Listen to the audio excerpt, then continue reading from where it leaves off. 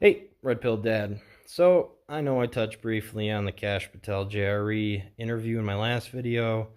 Just wanted to expand upon that and get off my chest how I feel the direction of the podcast has changed as of late. Um, like I said in the Cash interview, Joe did his typical as of late exalted hyperbolic exasperations. Oh, that's crazy, that's crazy, that's crazy, that's so dark, that's so dark. Why would they do that? Why would they do that? Why would they do that? Like, he's always done it. It's part of his interview style, but it's just been a bit over the top lately, and it's just another in the many factors that his demeanor's changed. But you tell me, has the podcast changed for you? I will say I've been a fan for a long time. Back when Red Band was on, back before Jamie, obviously.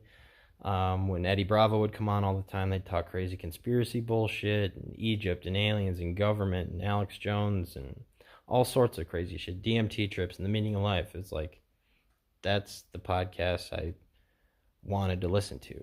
And now it's just like different.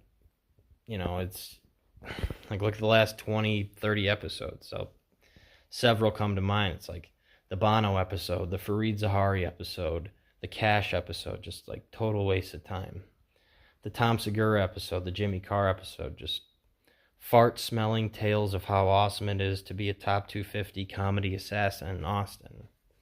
And just total disengagement episodes, like Oz Perlman for 3/4 of it, and Guy Fieri when he told the story of his dead dad turning into the owl, and Joe's takeaway was like, owls are dumb. I don't know. Maybe it's me. Maybe it's I've had 3 children and I believe in God, and it's just not the same dopamine hit it once was. But you tell me, has it changed for you? Or, maybe Joe's changed. Maybe moving to Austin and being near all the technocrats and having the proximity to power that he's had over the last 2 or so years, and having $300 million in the bank and Mike Baker on your show 15 times slowly corrupts. I don't know. On a much smaller note, Dave Portnoy, Jesus Christ, dude, take a fucking joke.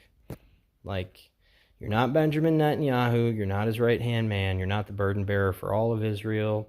If you can make a joke about Greta Thunberg's flotilla of goodwill and medicine and food being missiled because she wants to bring it to all the children and babies and women that Israel's genociding, then you can take a joke about matzo ball soup or a rabbi's head or whatever the hell it was. All right, that's all. Have a good weekend, everybody.